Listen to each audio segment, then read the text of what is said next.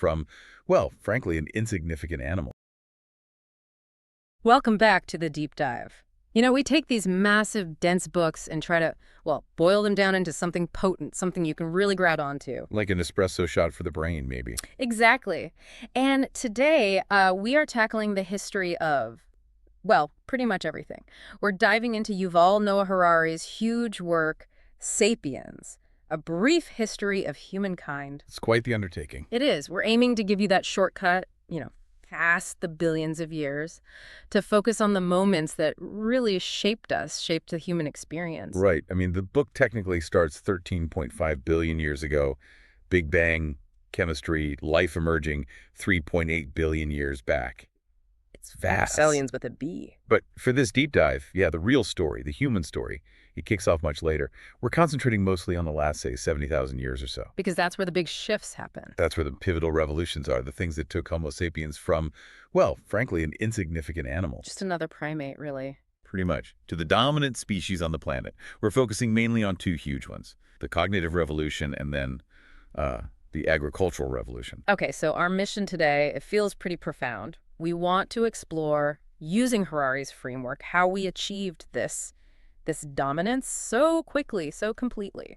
How did this seemingly unremarkable species, 70,000 years ago, basically conquer the world? Yeah, and then there's that really uncomfortable question Harari keeps pushing. Does all that power, that planetary control, does it actually mean we're happier?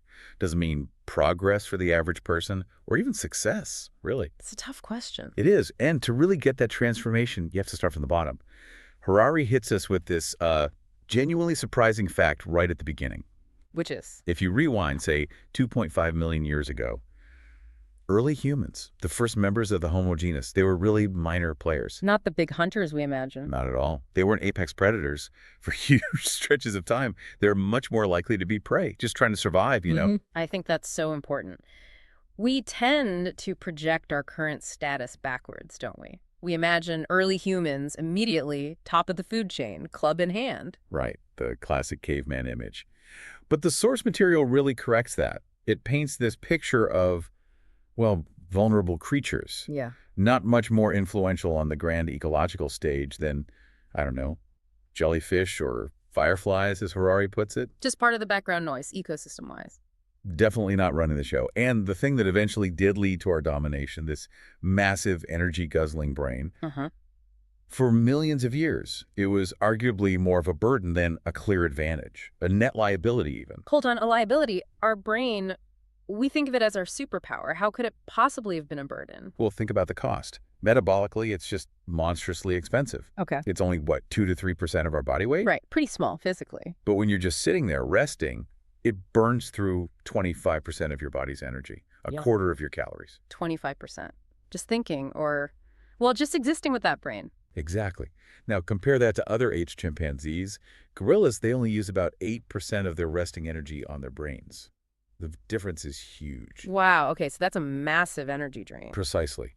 So for early humans, that meant spending way more time just finding food foraging, scavenging, maybe some small hunting, just to feed that giant head. It demanded a huge chunk of their resources. Immense dedication. Yeah. For a long, long time, it didn't give an immediate, obvious payoff in terms of, say, being stronger or faster than the big predators around them, like saber-toothed cats. It was this heavy, expensive organ. So the hardware was there, but the software, the culture, needed time to catch up and actually leverage it. That's a great way to put it.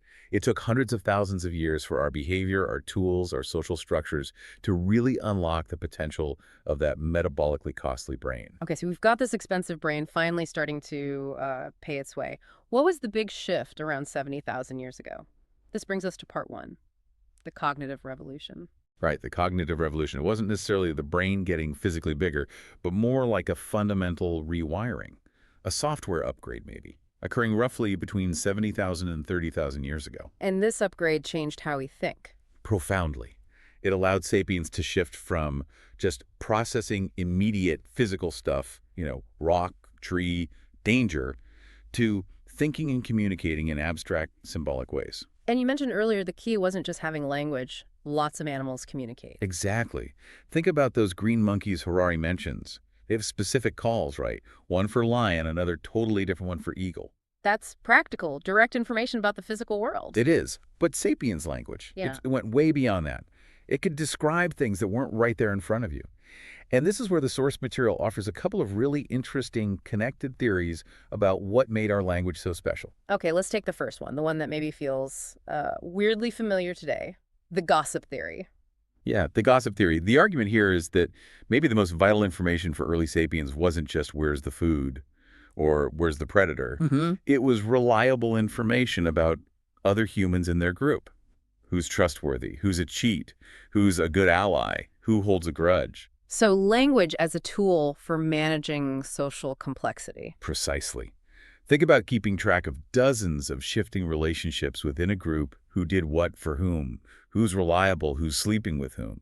It's incredibly complex. It takes serious brain power. It does. And studies suggest that primates, without this kind of detailed linguistic gossip, hit a natural group size limit, around 150 individuals. That's Dunbar's number, right? The limit of people you can maintain stable social relationships with. That's the one. You can only track so many relationships just by direct observation and interaction.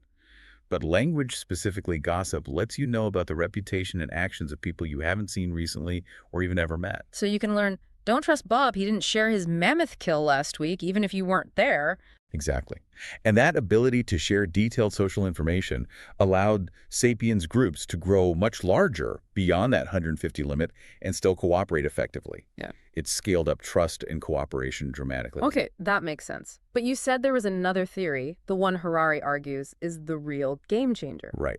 And this is where it gets really mind-bending. Theory 2, fictional reality. The truly unique thing about sapiens language isn't just gossip, it's the ability to talk about things that have no objective reality, things that exist only in our shared imagination. Things like Myths, legends, gods, spirits, but also concepts like nations, laws, justice, human rights, and even money and corporations. stuff you can't point to physically. You can point to a dollar bill, but not the value it represents. Precisely. You can't convince a chimpanzee, Harari says, to give you his banana now by promising him infinite bananas in chimp heaven later. Because the chimp only deals in the here and now, the physical banana. Right. It operates in objective reality. But humans, we can get millions of people to cooperate, to make sacrifices, even die for things that exist only as shared stories in our minds. Think about nations or religious beliefs. This is the core of massive cooperation, then, believing the same stories. It's the absolute key. It allows millions of strangers who've never met and probably never will to cooperate flexibly under common banners, rules, and values that are purely invented. No other animal can do that. Let's make that more concrete.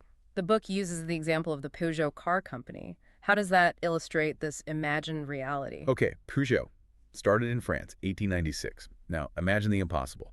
Every Peugeot factory burns down, every employee quits or disappears, every shareholder vanishes overnight. Okay, so physically there's nothing left of Peugeot. Right. No cars, no workers, no buildings. Does the company Peugeot still exist? Well, logically, no. It's gone. Ah, but legally. Yes, it absolutely does.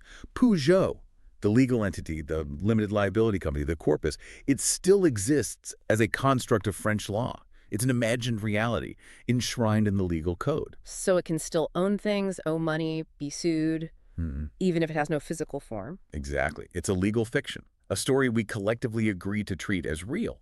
And because millions of us, investors, employees, customers, governments, believe in that story, it allows this vast, complex organization to function and coordinate the actions of countless people. But isn't it kind of real if everyone believes it? If that belief lets Peugeot build actual cars and employ real people. That's the paradox Harari highlights. It's a fiction because it has no objective existence like a river or a lion. It exists only in our collective imagination and our legal systems. But because we collectively believe in it, it has enormous, undeniable, real-world power. So the takeaway for us listening now is that so much of our modern world, our economies, our legal systems, our political structures, even abstract ideas like human rights, they all function because we collectively agree to believe in these shared fictions. That's it. We live simultaneously in two worlds. The physical reality of atoms and energy and this powerful, layered reality of shared stories and imagined constructs. And navigating that dual reality is uniquely human. Okay, so Sapiens develops this incredible cognitive toolkit. But what happens when these newly sophisticated humans start moving out and encountering others? This leads us to part 2, coexistence extinction and the pretty steep costs of being human. Right, because we have this tendency to think of evolution as a straight line, right? Like Australopithecus evolves into Erectus, evolves into Neanderthal, evolves into us. Simple progression. Yeah, that tidy ladder image. Yeah. But the reality, Harari stresses, was much messier. For something like 2 million years, up until maybe just 10,000 years ago, the Earth wasn't a sapiens-only planet. It was a multi-species human world. Multiple types of humans living at the same time. Absolutely. You had Homo erectus thriving in Asia for an incredibly long time. You had the Neanderthals dominating Europe and Western Asia, perfectly adapted to the cold. You had the little Homo floresiensis, the so-called hobbits, on islands in Indonesia, and likely others we haven't even found yet. And these weren't just like primitive warm-up acts for us. Not at all. They were often highly successful, long-lasting species, well adapted to their own environments. And our closest cousins, the Neanderthals, they were definitely not the dumb brutes of old cartoons. Right. They had big brains too, didn't they? As big as ours, or even slightly larger on average. They used complex tools, they controlled fire, they likely buried their dead, maybe even had some form of art or personal adornment. They cared for their sick and injured. They were sophisticated in their own right. And then there were the Denisovans, discovered relatively recently. Exactly, the Denisovans.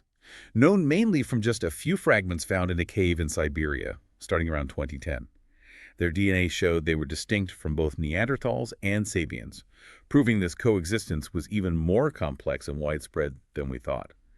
Different human groups were bumping into each other across huge areas. So when Sapiens starts migrating out of Africa, maybe 70,000 years ago, and runs into these established populations, what happened? This is the big debate, isn't it? The replacement theory versus the interbreeding theory. It's a huge question. The replacement theory is kind of the harsher scenario.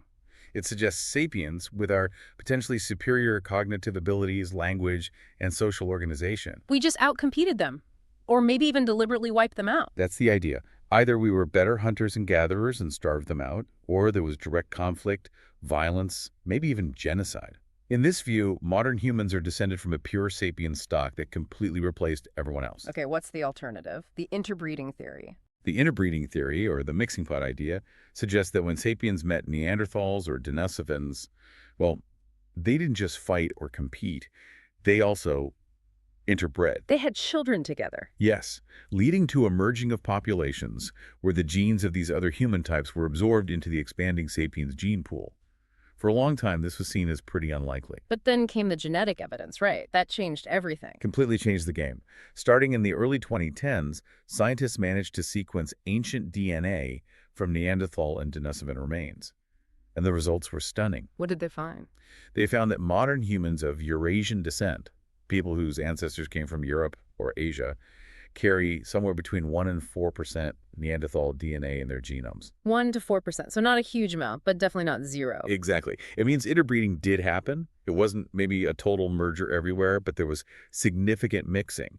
And it gets even more complex. Some populations, particularly in Melanesia and parts of Asia, also carry traces of Denisovan DNA. Wow. So the mixing pot theory wasn't entirely wrong. It seems there was some mixing. The picture is nuanced. Maybe replacement explains the eventual disappearance of distinct Neanderthal or Denisovan cultures and populations. But interbreeding explains why their genetic legacy didn't vanish entirely. It lives on in small percentages within us. Which really complicates that idea of pure sapiens, doesn't it? Absolutely. And Harari makes an interesting point. Imagine if replacement had been the full story, with zero interbreeding. The genetic gap between, say, people of purely African descent whose ancestors didn't encounter Neanderthals, and Eurasians might have been much larger, potentially providing fodder for some really ugly racial ideologies. The fact that there was mixing, even limited, creates a more complex, interwoven human story. It's fascinating. Love, war, competition, cooperation. Probably a mix of everything led to us being the last one standing. Seems likely. But becoming the sole human species also involved dealing with some fundamental biological trade-offs that shaped us long before we met the Neanderthals. We talked about the costly brain. Right, 25% of our energy. The other massive factor shaping our bodies and our society was bipedalism, walking upright on two legs. Which seems like a huge advantage. Freed up our hands for tools, carrying things. It did. Tool use goes way back, 2.5 million years or more. And freeing the hands was critical for making tools, carrying food, carrying infants, signaling. But it came with a major downside, especially for childbirth. How so? Walking upright efficiently requires a relatively narrow pelvis and hips. But having a large brain, especially the rapidly expanding sapiens brain, means babies have big heads. Uh-oh. Narrow passage, wide cargo. Exactly. It created an obstetric dilemma. Wider hips make walking less efficient. Narrower hips make childbirth incredibly difficult and dangerous, especially with big-brained babies. Human childbirth became much riskier compared to other primates. So what was evolution's solution? Or compromise, maybe? The compromise seems to have been giving birth earlier in development. Human babies are born essentially premature compared to other animals. You mean less developed? Far less developed. Think about a foal or a calf. They can often stand and walk within hours of birth. Human babies, they're completely helpless. Their brains are still relatively small and undeveloped at birth. The skull bones aren't even fully fused, allowing them to squeeze through that narrow birth canal. And the consequence of that helplessness is... Massive, prolonged dependency. Human infants need constant care for years just to survive. They can't cling to their mother like a baby chimp can. They can't find their own food. They can't escape danger. So this biological reality forced us into deeper social cooperation. Absolutely. It wasn't just about the mother surviving childbirth. Raising that incredibly dependent infant required a huge investment from the mother, but also likely from the father, from relatives, from the whole group. It demanded strong, long-lasting social bonds, shared childcare, stable communities. Our biology, the big brain and walking upright, fundamentally necessitated the complex social structures that the cognitive revolution would later amplify. Okay, so we have the brain power for cooperation and the biological need for strong social ties just to raise our kids. Now, let's look at how we started using these powers. A big one early on was fire. Part 3, fire, food, and, ecological catastrophe. Right, the mastery of fire. Yeah. This predates sapiens, actually Homo erectus and others likely controlled fire maybe 800,000 years ago, certainly by 300,000 years ago. And it was revolutionary. Obvious benefits first. Warmth, light, protection from predators. Definitely. Keeping big cats away at night is a pretty big deal. It allowed humans to be active longer, to colonize colder areas. Yeah. But Harari argues the really profound impact came from cooking. How did cooking change things so dramatically? In several ways. Chemically, cooking food plants. Meat kills off a lot of bacteria and parasites. Makes food safer, reduces disease. Predicts better health. Physically, it breaks down tough fibers and proteins. It makes food much easier to chew and, crucially, much easier to digest. Easier digestion. What does that mean biologically? It means our bodies didn't need to invest as much energy in the digestive system itself.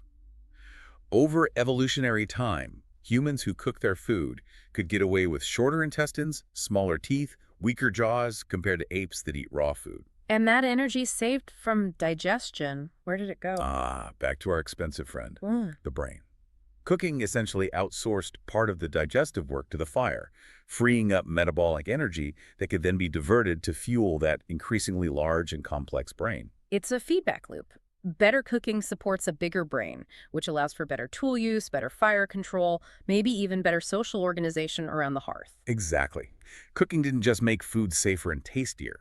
It made the evolution of our massive brain biologically sustainable. It's hard to overstate how important it was. Okay, so Sapiens now has the cognitive tools, the social structures, and the energy boost from cooking. We're no longer just surviving, we're starting to thrive. But this is where the story takes a darker turn, isn't it? The Sapiens sweep. Yeah, this is where Harari presents sapiens not just as clever survivors, but as a potent, perhaps unprecedented ecological force. It concerns the mass extinctions that seem to follow sapiens' migration into new continents. Specifically Australia and the Americas. Those are the two prime examples. Let's start with Australia. Sapiens somehow got there around 45,000 years ago, which, by the way, was an incredible feat. It required crossing significant stretches of open ocean, suggesting pretty advanced boat building or navigation skills even back then. Okay, so we arrive in Australia, this continent that had been isolated for millions of years with its own unique animals. Unique large animals, the Australian megafauna, giant marsupials like Diprotodon, basically a rhino-sized wombat, Yeah. huge flightless birds, giant kangaroos, even a marsupial lion, animals that had evolved without major placental predators like us. Then what happened when Sapiens showed up? Catastrophe. Within just a few thousand years of sapiens' arrival, the archaeological record shows that something like 90% of Australia's large animal species went extinct, wiped out. 90%. That's staggering. Could it have been climate change? Climate change is often suggested, and Australia did experience climate shifts. But these animals had survived previous, sometimes even harsher, climate changes over millions of years. The timing of their sudden disappearance almost immediately after humans arrive is just too suspicious to ignore. Okay, so pattern one, Australia. What about the Americas? Pattern 2 may be even more dramatic. Sapiens crossed the Bering Land Bridge from Siberia into Alaska, probably around 14,000 or 15,000 years ago, maybe earlier.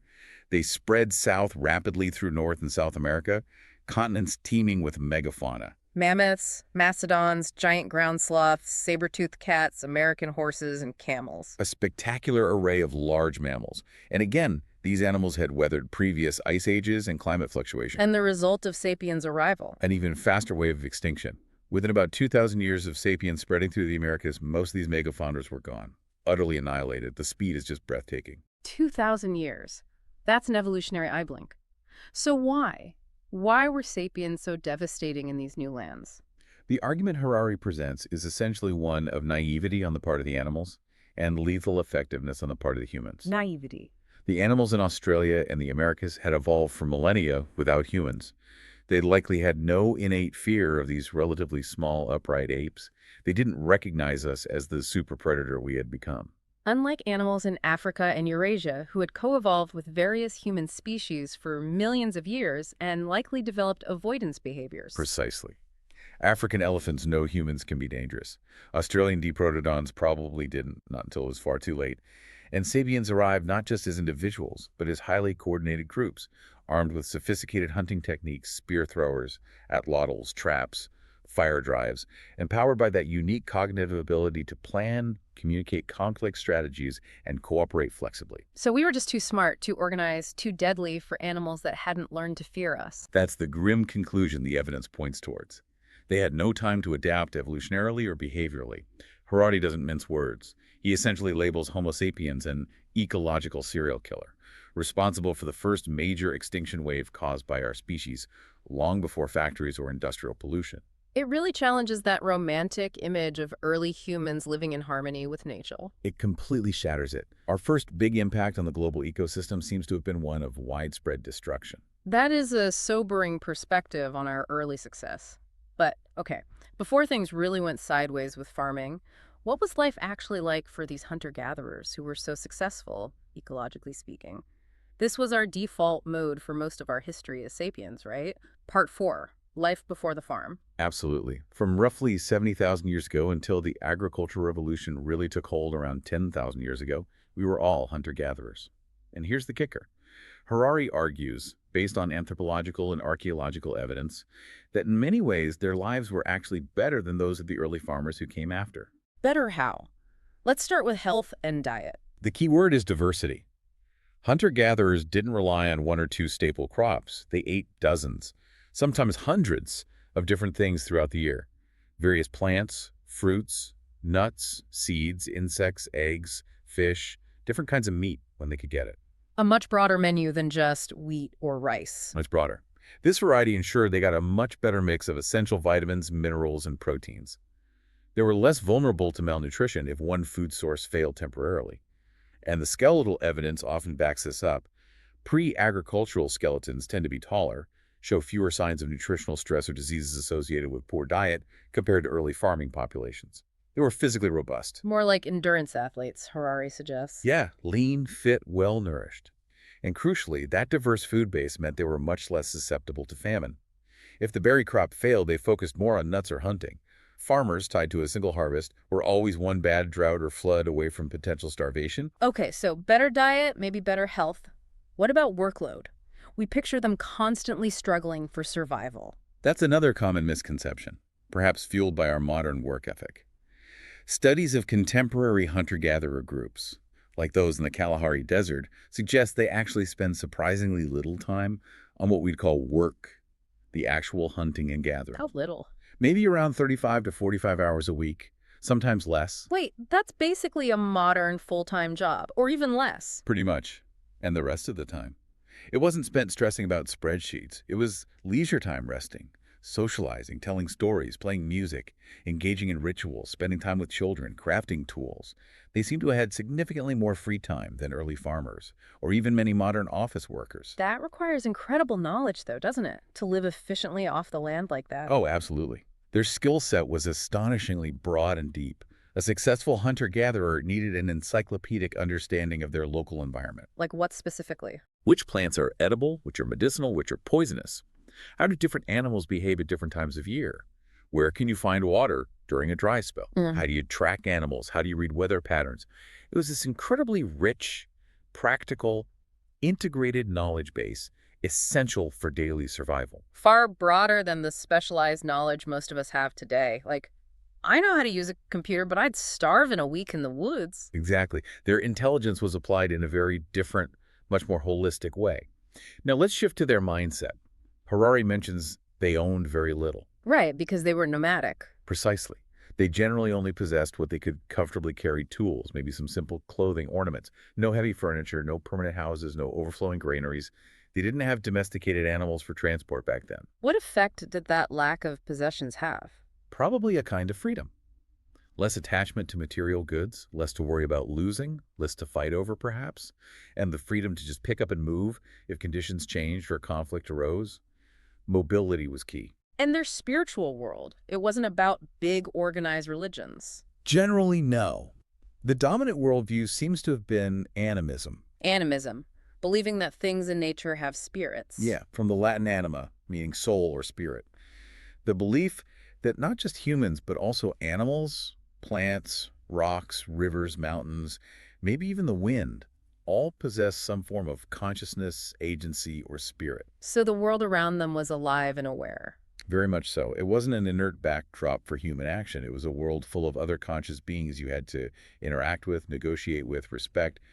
You might need to appease the spirit of the river before crossing, or ask permission from the spirit of the deer before hunting it. A very different relationship to nature than seeing it just as resources to be exploited. Completely different. The focus wasn't on distant, all-powerful guys in the sky, but on these immediate, local, tangible presences within their environment. It fostered a sense of kinship and communication with the non-human world. Now, we need to be careful not to romanticize this too much. Was it all peaceful cooperation and communing with nature spirits? What about violence? Yeah, that's the necessary corrective. The peaceful savage is largely a myth. While cooperation was essential within groups, evidence suggests violence between groups, and sometimes within them, was certainly a reality. How do we know? Skeletal evidence again. Archaeological digs sometimes uncover burial sites where a significant percentage of the skeletons show signs of trauma-crept skulls, embedded projectile points consistent with human violence. You mentioned a study where maybe 4.5% of skeletons showed violent trauma. Yes, figures like that appear in some studies, which is statistically a fairly high rate of violent death compared to many modern societies with police forces in states that monopolize violence. No. But it likely varied hugely depending on the time, place, population density, and resource availability. So not a utopia, but maybe conflict was more sporadic, less organized than later warfare. Possibly. Small mobile bands might resolve conflict by simply moving away. But when resources were scarce or territories overlapped, violence was definitely part of the picture. Cooperation was key, but it existed alongside competition and conflict. Okay, so for tens of thousands of years, this hunter-gatherer lifestyle, with all its complexities and challenges, was the human condition. Relatively healthy, varied diet, decent leisure time, deep environmental knowledge. But then came the big shift. Around 10,000 years ago, part 5, the agricultural revolution. And Harari's description is, well, provocative, history's biggest fraud. It's a powerful claim, designed to shock us out of the standard narrative. The usual story is agriculture was progress. Humans finally took control of their food supplies, settled down, built cities, invented writing. The dawn of civilization. Right, the foundation for everything that followed. But Harari flips it. He argues this revolution, which began gradually in places like the Fertile Crescent around 9500 BCE, wasn't a step up for the average human. It was a trap. A trap? How so? And who set the trap? Well, according to this view, it wasn't humans who domesticated wheat, rice, and potatoes. It was wheat, rice, and potatoes that domesticated us. Okay, explain that. How did wheat domesticate humans? Think about what these plants want. Wheat doesn't like rocks or pebbles in its field. It doesn't like sharing space, nutrients, or water with other plants' weeds. It's vulnerable to pests and needs protection. It thrives best in specific conditions. So it's quite demanding. Very demanding. And what did humans start doing? We started clearing rocks, pulling weeds relentlessly, digging irrigation ditches, building fences to keep animals out, guarding the fields. We fundamentally changed our lifestyle to cater to the needs of these specific grasses. We went from wandering freely, eating dozens of things, to being tied down year-round, serving the needs of a few plants. Exactly. We abandoned the varied, relatively mobile hunter-gatherer life for the back-breaking, monotonous toil of the farmer, all centered around cultivating these demanding crops. And what was the immediate impact on the individual farmer's life? Was it easier, healthier? Quite the opposite, Harari argues. The physical labor involved plowing, sowing, weeding, harvesting, grinding grain was far more intensive and damaging to the body than hunting and gathering. We see that in the bones again. Clearly, early agricultural skeletons show much higher rates of joint disease, arthritis, spinal problems like slipped discs, hernias, the wear and tear of repetitive, heavy labor, Yeah, and their diet. It became incredibly narrow. mostly just that one staple crop. Yeah, maybe 90% of calories coming from wheat or rice or potatoes. This led to widespread nutritional deficiencies. They got enough calories maybe to survive and reproduce, but they lacked the range of vitamins and minerals from the diverse hunter-gatherer diet. Early farmers were often shorter and sicklier than their foraging ancestors. So, more work, worse health. Why on earth did we do it? What was the supposed success of agriculture? The success, from a purely biological or evolutionary perspective, wasn't about individual happiness or health. It was about producing more calories per unit of land, even if they were lower quality calories. And more calories means More people. Agriculture could support much denser populations than hunting and gathering. So the main outcome of the agricultural revolution was a massive population explosion. It dramatically increased the total number of Homo sapiens copies on the planet. So the species won in terms of numbers, but the average individual's life got significantly harder. That's the core of the fraud argument. Evolutionarily, success is often measured by the number of DNA copies. Wheat's DNA spread like wildfire because it tricked sapiens into cultivating it. Sapiens' DNA also spread like wildfire because agriculture allowed for more births, even if those lives were tougher. But the quality of life for the average person seems to have declined sharply. If it was so bad, why didn't people just stop? Go back to foraging? Huh. This brings us to the luxury trap. Right, the luxury trap explains why retreat was basically impossible. It wasn't a single decision. No one voted to become miserable farmers overnight. It happened gradually. Incrementally. Maybe a group started tending a particularly rich patch of wild wheat, just making small improvements, clearing some rocks, maybe diverting a small stream. These small efforts yielded a bit more food, making life slightly easier in the short term. Okay, a little extra security. Seems rational. It does, but that little bit of extra food allowed the population to grow slightly, more mouths to feed. So now they become more dependent on that specific wheat patch and those specific techniques. And then they make another small improvement. Population grows a bit more. Exactly. Each step, each luxury like a slightly better sickle or a small grain storage pit seems like progress. But cumulatively, these steps increase dependence, increase the workload needed to maintain the system, and swell the population to a point where going back to the old ways is no longer viable. You can't feed the larger population by just wandering off to gather berries. You're trapped by the very improvements meant to make life easier. Precisely. You're locked into the system. And the initial desire for an easier life leads, paradoxically, to a much harder one overall. And Harari draws a parallel to modern life here, doesn't he? With things like email or smartphones. Yeah, it's a powerful analogy. Think about technologies designed to save us time or effort. Email, faster communication, cars. We adopt them for convenience. But what happens? The pace of life accelerates, expectations increase, we end up working longer hours, constantly connected, arguably more stressed. The luxury becomes a necessity and then a burden. That's the luxury trap, playing out again and again. We're constantly falling for the promise of an easier life, only to find ourselves working harder to maintain the new standard. This whole picture raises a huge question, though. Was it purely about food and economics? Could something else have driven people towards this settled, laborious life? That's where a fascinating archaeological discovery comes in, challenging the traditional food-first narrative. The site of Göbekli Tepe in modern-day Turkey. Göbekli Tepe. What's so special about it? It dates back to around 9500 BCE, right at the very beginning of the Neolithic period when agriculture was just starting. And it's not a village. It seems to be a massive ceremonial or religious center. Built by hunter-gatherers. That's the astonishing part. It consists of huge, T-shaped stone pillars, some weighing up to 50 tons, intricately carved with animal reliefs arranged in large circles. This was built before widespread settled agriculture in the region. 50-ton pillars erected by hunter-gatherers. How is that even possible? The level of organization. Exactly.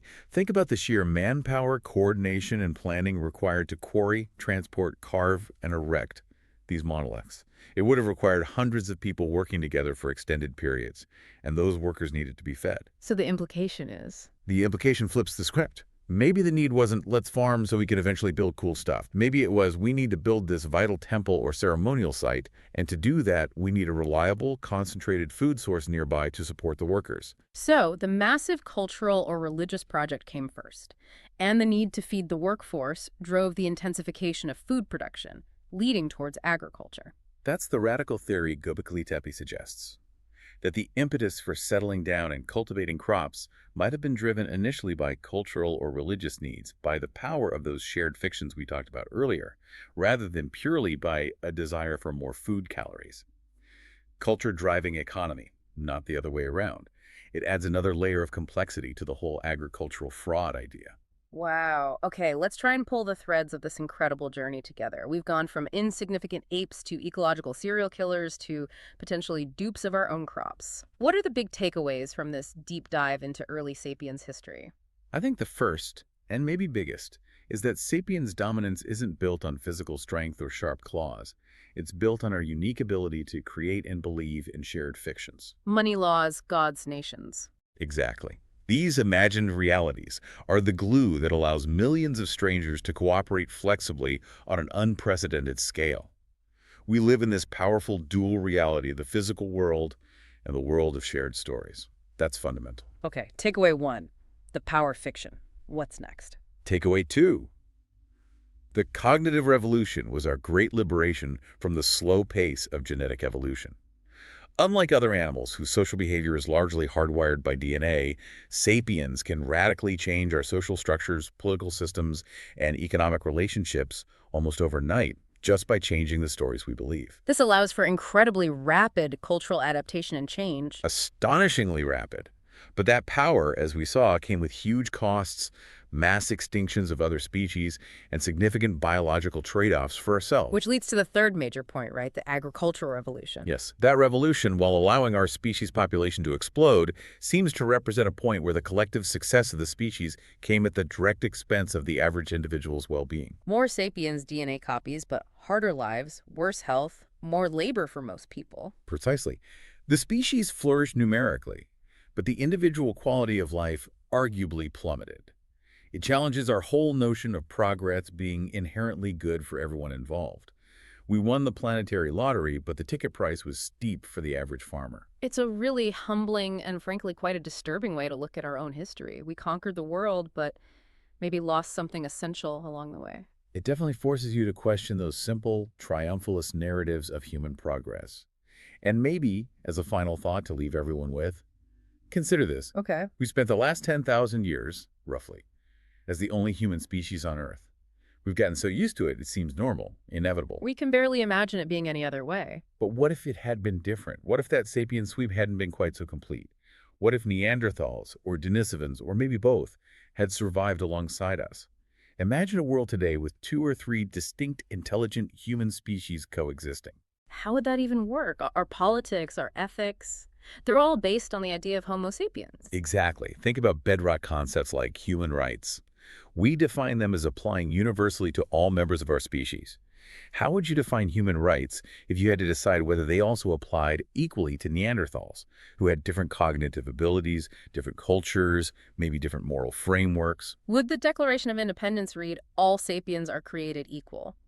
Or would it have to be broader or narrower? Would we grant them citizenship, self-determination? Would religions have different gods for different human species? The philosophical, ethical, and political questions are just staggering. It makes you realize how much of our current worldview is built on the perhaps accidental fact that for the last 10 millennia, we've been the only humans around to define what human even means. That's definitely gives you something to think about, how fragile those definitions really are. It puts our entire history and our present into a very different perspective.